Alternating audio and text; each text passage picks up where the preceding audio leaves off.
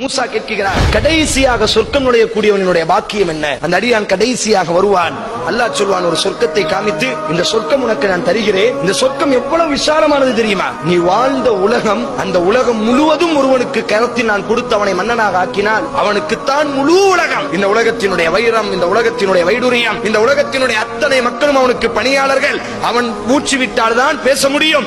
அவன் தான் இந்த உலகத்தினுடைய மன்னன் என்று இருந்தால் நீ ஏற்றுக்கொள்வாயா? அந்த மாதிரி இந்த சொர்க்கத்தை நான் உனக்கு தார, நீ போதுமா? உனக்கு ரப்பி, போதும் யா அல்லாஹ், எனக்கு போதும் யா அல்லாஹ், இதுக்கு மேல எனக்கு எதுவுமே வேண்டாம், போதும், இது போதும். ஏன் போதுங்கிறாய்? வமிஸ்லுஹு வமிஸ்லுஹு வமிஸ்லுஹு வமிஸ்லுஹு வமிஸ்லுஹு. நீ வாழக்கூடிய அந்த உலகத்தை மாறி, அந்த உலகத்தை மாறி, அந்த உலகத்தை மாறி, அந்த உலகத்தை மாறி, அந்த உலகத்தை மாறி 5 மடங்கு நான் உனக்கு தாரேன். போதுமா?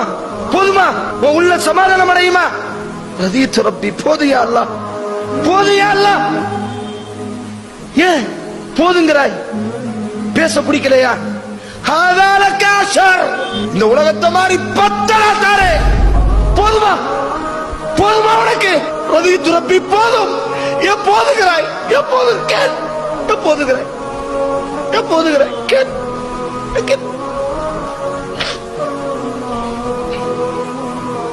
ஐயுகள் இன்சான், மனிதனே, மோகர்ரக பிரப்பிக்கல் கரீம்.